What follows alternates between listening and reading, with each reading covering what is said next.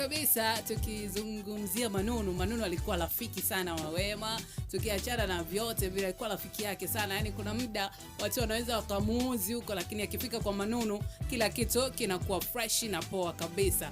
Lakini tukimzungumzia kwa jigani ameweka msiba wa Manunu ambaye mpaka muda huu hapa nadhani tayari itakuwa ameshazikwa, kwa sababu walitangaza kwamba saa 4 kamili asubuhi atakuwa ameshazikwa. Wozu ndo aliandika pale Instagram. Lakini tukizungumzia kwa nini ameweka msiba, kwa sababu kwanza kabisa tumezoea kuona kwenye nchi za wenzetu wanaishi na wanyama, wanaishi na nyoka, mtu anaishi na panya, mtu anaishi na sungura, nini, mbwa na viumbe wengine. Tukienda pale India pia wamekuwa na utamaduni huo. India kabisa unakuta ng'ombe anaheshimiwa pale.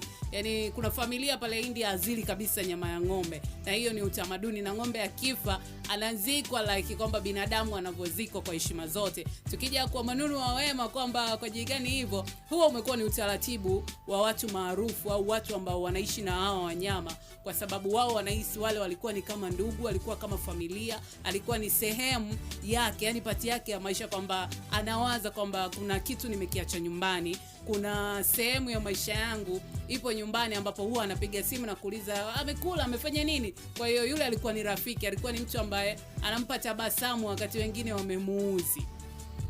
Okay, hizo ndo sababu. Yeah. Bana haina